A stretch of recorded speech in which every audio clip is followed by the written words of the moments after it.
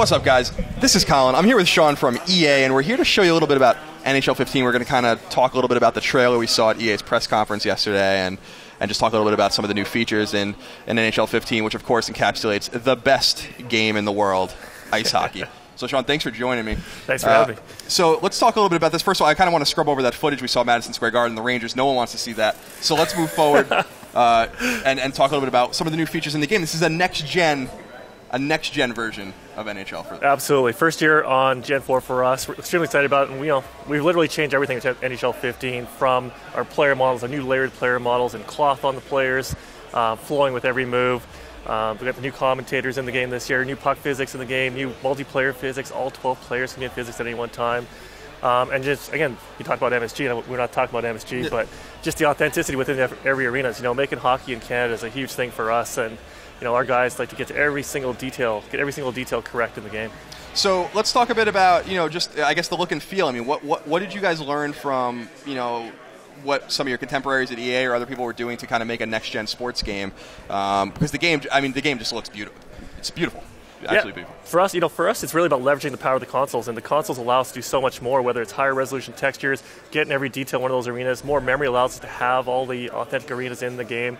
And again, it's the expectation of our fans out there to have every single detail in every single arena and on every single player absolutely correct, and that's what we're trying to do this year with Gen 4. So let's talk a little bit about the commentary. Obviously, we're not going to be able to hear too much of it, but we have some new commentary. And we were talking beforehand. I'm pleased and so happy that Doc Emmerich's making an appearance in NHL. So was that exciting? Does that change kind of the dynamic of the game, make it a little more exciting for the fans? Absolutely. It's something that our fans have been asking for a long time. Most sports games change their commentators every 3 to 7 years or so. We're probably on the back end of that number with NHL. So we're really excited to have Doc Emmerich, Eddie Olczyk, two of the best guys from NBC in there. And then also Ray Ferraro, one of the best color man in the business, working for TSN as Chicken well. Farm. Yeah, and then you know what? Yeah, Chicken Farm.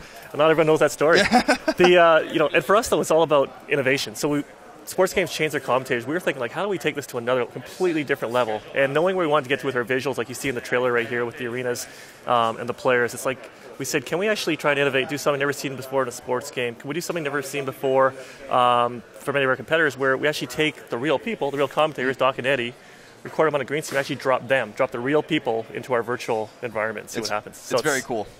And I really am marveling. I've regrettably have gone to Madison Square Garden to see hockey games, and this really does look the part. And you can see the retired number banners and some of the the Stanley Cup banners. There aren't too many of those. And then if we move forward here, I just really love the look of the crowd and the ice and the jerseys. The jerseys just kind of even look good, and they look like they're fitting over the bodies really well, and they're moving on their own.